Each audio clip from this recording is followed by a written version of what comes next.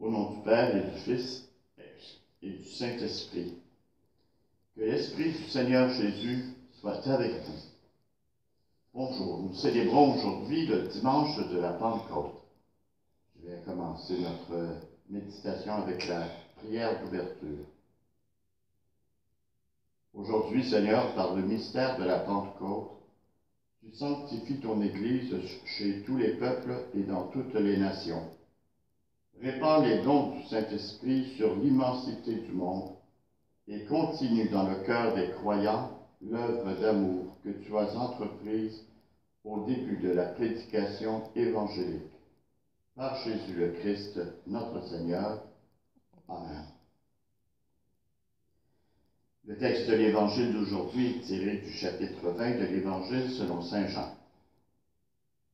C'était après la mort de Jésus, le soir venu, en ce premier jour de la semaine, alors que les portes du lieu où se trouvaient les disciples étaient verrouillées par crainte des Juifs, Jésus vint, et il était là, au milieu d'eux. Il leur dit, « La paix soit avec vous. » Après cette parole, il leur montra ses mains et son côté. Les disciples furent remplis de joie en voyant le Seigneur. Jésus leur dit de nouveau, « La paix soit avec vous. De même que le Père m'a envoyé, moi aussi je vous envoie. » Ayant ainsi parlé, il souffla sur eux, et il leur dit, « Recevez l'Esprit Saint. À qui vous remettrez ses péchés, ils seront remis.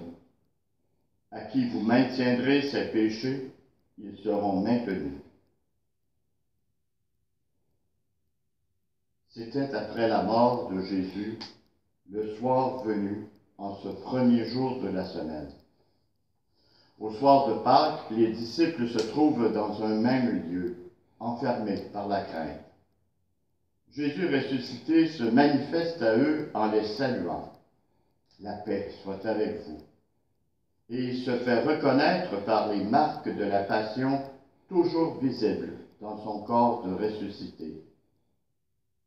Les marques de l'amour infini de Dieu, de la miséricorde, amènent ceux-là qui avaient peur à être remplis de joie en voyant le Seigneur. Pour une deuxième fois, il leur dit, « La paix soit avec vous. » Puis que fait-il? Il les envoie en mission. De même que le Père m'a envoyé, moi aussi, je vous envoie. Comme nous le rappelle le pape François, nous ne sommes plus simplement et uniquement des disciples qui suivons le Maître.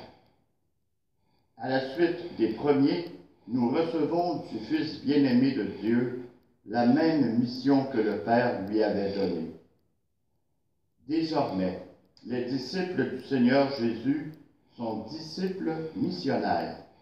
Ces deux mots sont unis par un trait d'union dans le texte du Pape, pour bien montrer que suivre le Christ nous provoque à annoncer par notre vie, nos mains ouvertes, nos cœurs habités par son souffle, que l'Esprit nous fait annonciateurs d'un monde nouveau.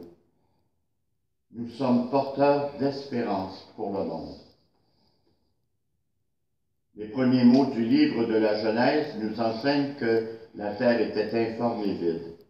Les ténèbres étaient au-dessus de l'abîme et le souffle de Dieu planait au-dessus des eaux.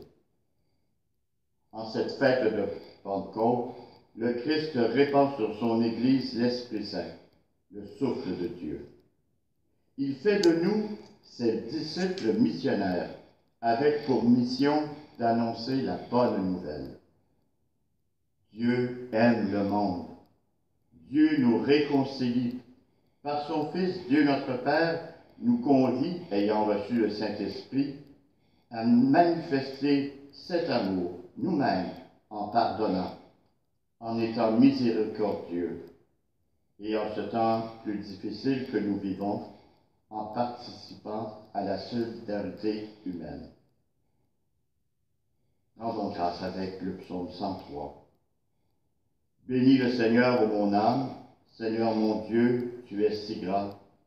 Quelle profusion dans tes œuvres, Seigneur. La terre s'emplit de tes biens.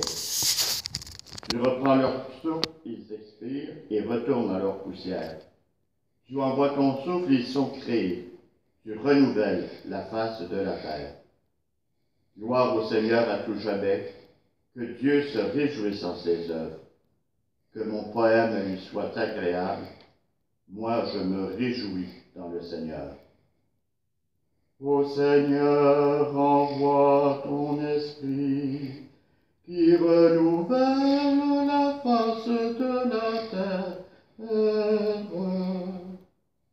Je vous souhaite une bonne semaine.